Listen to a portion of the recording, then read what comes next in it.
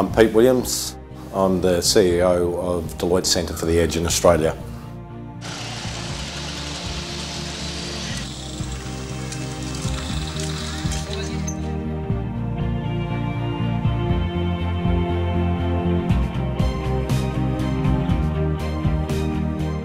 I am Sai Prasad Vishwanathan. I am a technology risk consultant with Deloitte.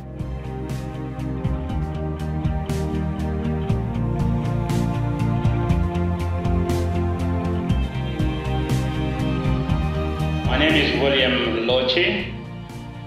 Deloitte is implementing the USAID project called the Democratic Governance in South Sudan. All three are known as Deloitte Changemakers. Where others saw a problem, they saw opportunity. Opportunity to be part of the solution revolution.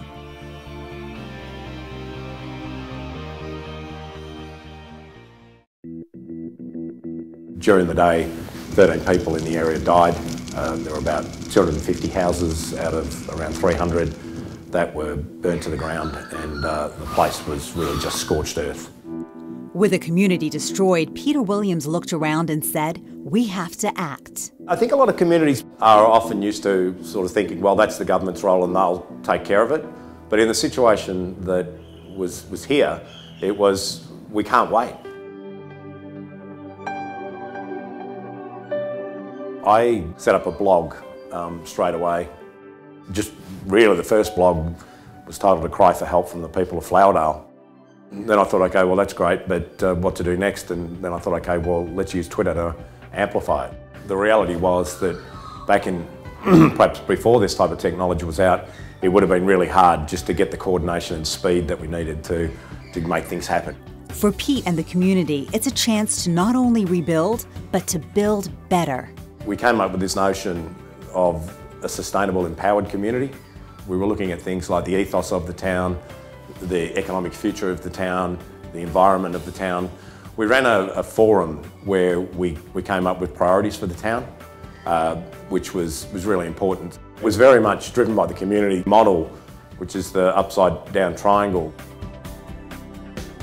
We managed to raise a couple of $1 million to rebuild a community centre. The community didn't have great facilities before the fire. Pretty happy to see it all up and running and a focal point in the town.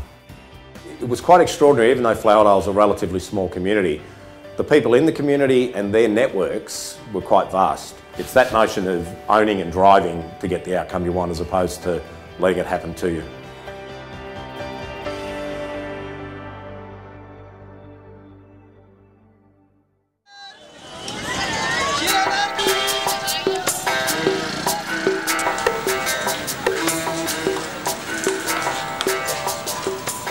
So in India, disability is tied back to religion generally.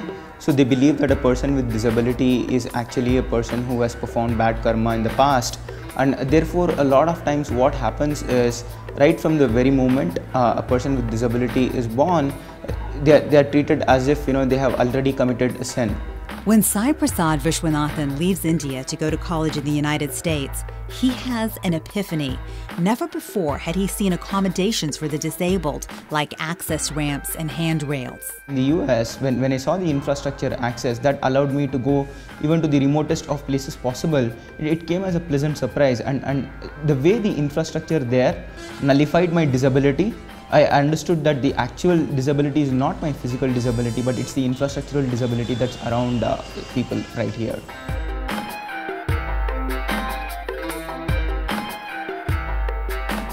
Sai begins showing Indians the perceived impossible is possible. With accommodating infrastructure, even he can skydive. People started to know that if a person with disability could skydive and do something as radical as that, something must be going right in that country. And then they started finding out more information. With the conversation on infrastructure open, Sai engages college students by giving them scholarships and asking them to champion making colleges accessible to the disabled. Now, because we give out scholarships, because we kind of take care of their welfare, they kind of emotionally connect to us. And when they are emotionally connected to us and then we propose them a solution on infrastructure access within their college, what happens is they are keen to take that forward, primarily because of the emotional connect. Next, Sai uses a creative approach to make hiring the disabled attractive by showing how a disability can be an advantage in some jobs. We thought many jobs, for instance, a traffic police in India who faces a major problem in terms of the noise pollution, because he or she would be standing at a traffic junction for almost 8 hours a day, and he or she becomes naturally irritated. The best person to do that job is a person who can't hear, and anyways they are going to speak in a sign language only. We had a great transformation in terms of infrastructure access across 30 to 50 universities. We had transformation in terms of employment for close to 15,000 people, and we are looking to scale that up to close to 100,000 people.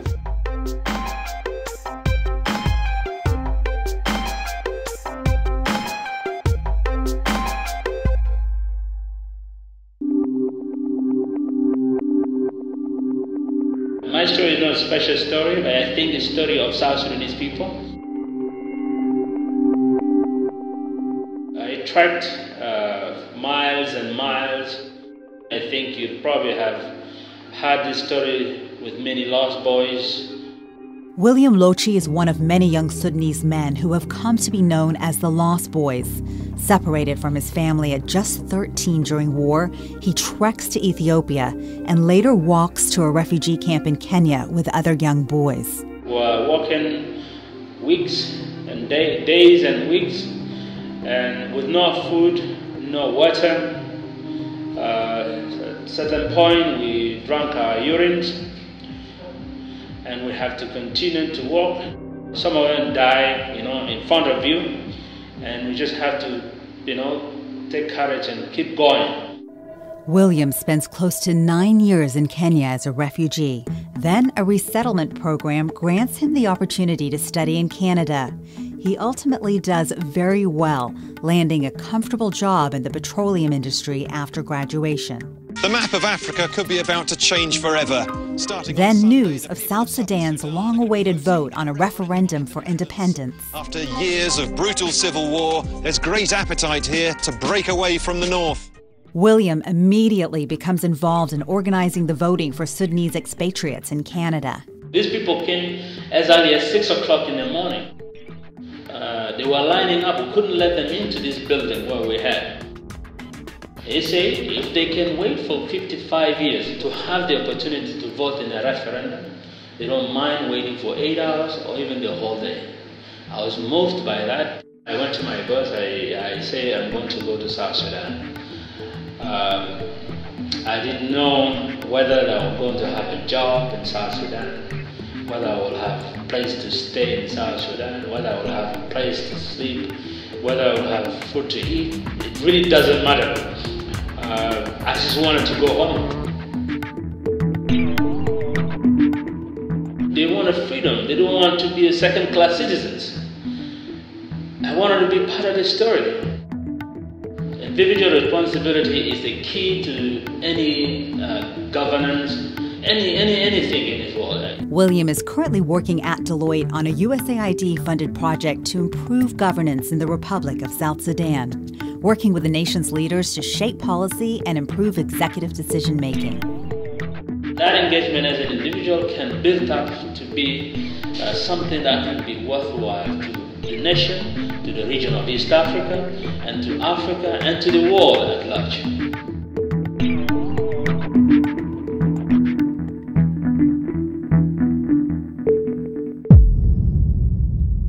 Even when you feel powerless and you're facing the greatest adversity, you can actually, if you take it into your own hands, you can actually change the world. It's that notion of taking your future and your feelings of powerlessness and turning them into the outcomes that you want.